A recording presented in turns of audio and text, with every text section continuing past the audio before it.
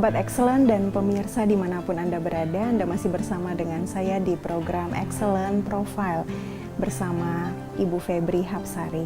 Bu Febri, di segmen ini saya pengen Ibu mungkin bisa menceritakan kiprah Ibu sebagai seorang motivator.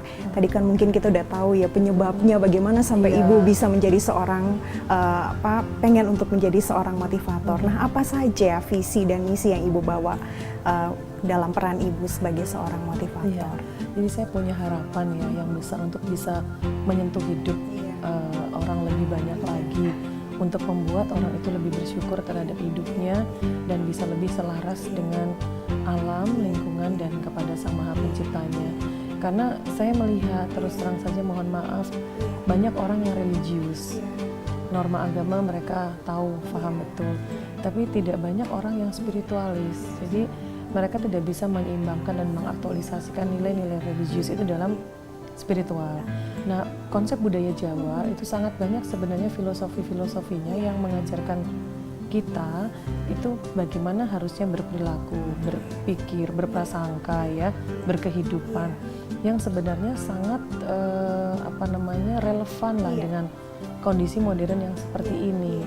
Nah, dari situ karena saya backgroundnya dari keraton ini, saya pengen bagaimana membungkus sebuah tradisi, mengemasnya dengan sebuah konsep yang modern. Jadi dari situ saya pengen bagaimana sih saya bisa ikut menginspirasi orang lain tanpa saya harus menggurui mereka, tanpa harus saya ngajarin mereka untuk kembali back to nature. Nyatanya juga beberapa tahun belakangan orang sudah sibuk dengan konsep back to nature. Semua harus lebih peka terhadap lingkungan, lebih alami. Sesuatu yang alami itu sekarang justru yang dicari orang. Nah, dari situ saya ketemu dengan beberapa tokoh-tokoh spiritual, termasuk juga ada kakak ipar saya, Gusti Kanjeng Ratu Alit. Beliau banyak mengajarkan saya bagaimana seorang perempuan Jawa. Cuman kalau sebuah tradisi ini tidak dikemas dalam sesuatu yang modern, mungkin bagi orang modern itu dianggap kuno. Lalu kemudian saya bertemu dengan salah satu sahabat dari almarhum Raja Pakubuwono XII ini, namanya Sri Chinmoy, seorang spiritualis dari India yang bertempat tinggal di New York, Amerika. Saya bertemu dengan beliau dan saya melihat orang-orang asing itu memiliki sebuah hati yang sangat timur.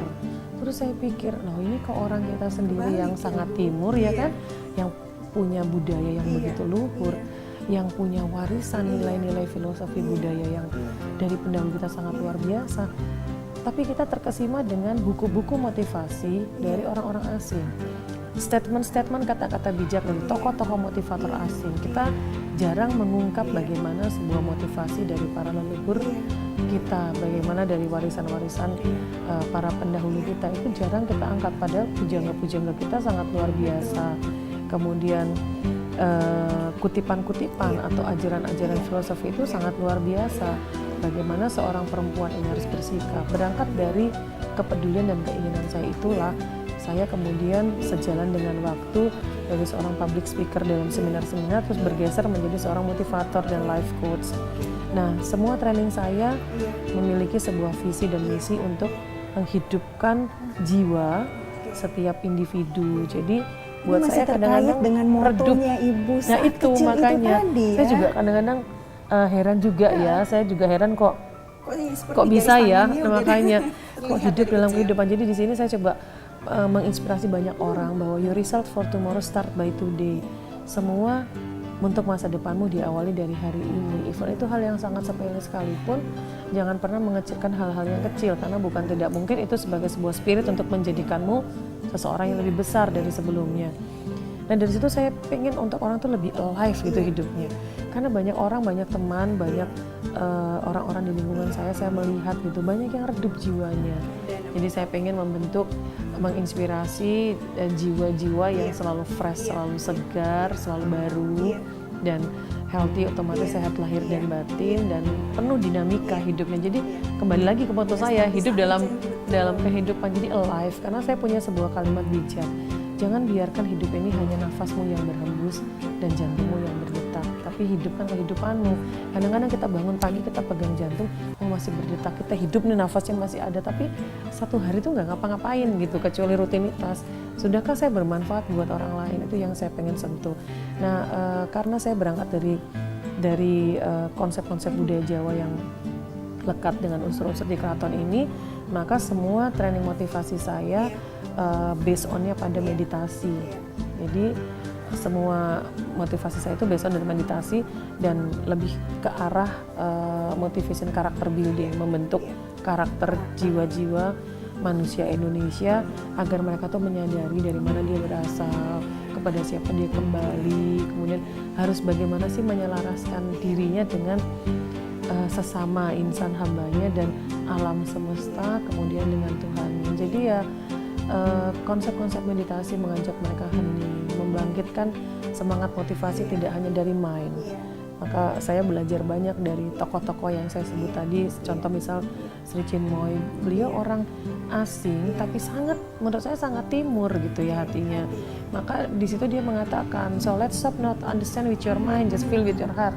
Jangan semua tuh dianalisa dengan mind kita, tapi rasakan dari hati. Kalau kamu merasa hatimu enak, hatimu damai, hatimu tentram, itu the show must go on, semua itu akan berlangsung dengan baik dan dengan sendirinya. Kalau kita rutin bermeditasi, yang artinya kalau dalam pola Jawa itu olah roso, jadi mengolah roso kita, itu otomatis kita tuh somehow akan diketemukan dengan energi-energi yang sama levelnya dengan kita. Dimudahkan apa saja, kita ketemu dengan orang kok klik ya, pas. Tapi kalau seandainya ada penolakan dari batin kita juga mudah terasa. Dan saya rasa di era yang seperti ini justru ini dipentingkan.